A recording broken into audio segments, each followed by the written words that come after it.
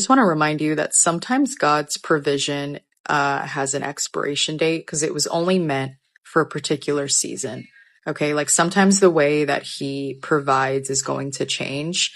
And this is something that I've been learning because like we just naturally have a really hard time with that because as soon as something good ends, we immediately assume that something went wrong, and we're just kind of like going backwards, like questioning everything and just wondering if we made the wrong decision or if we weren't even supposed to take that opportunity or if we somehow misunderstood God. But let me remind you that a closed door does not automatically mean that the open door was a mistake. Like something could have just been exactly what you needed for that particular season and still not be something that you're supposed to carry into every season after it. And I think that like we just sometimes assume that like, well, if it comes from God, then it should last. But honestly, why does something have to last forever in order for it to have served its purpose? Like there are things that God could just use that are going to, provide for you or teach you or prepare you or connect you to something or just get you through like a particular season. And once it serves its purpose, well, then that means it was fulfilled. And even though that thing might have changed later, it doesn't automatically make what happened before meaningless. It doesn't mean God was not in it. I think it just did exactly what it was supposed to do.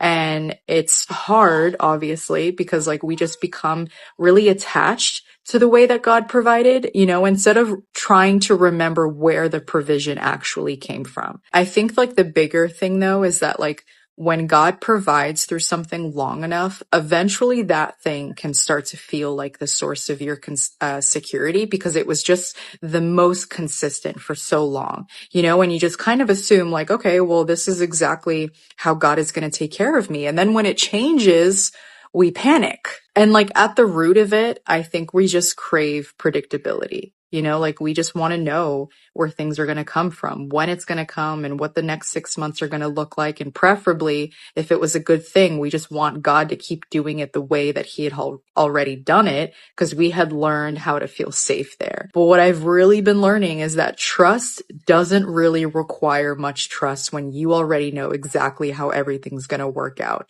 And maybe that is what He's trying to expose in us. Like if trust is this primary thing that He wants us to learn, well, then it's going to show us whether our trust in God can transfer when our circumstances do. Can we trust God when the provision changes its form? Can we recognize His faithfulness when it doesn't look like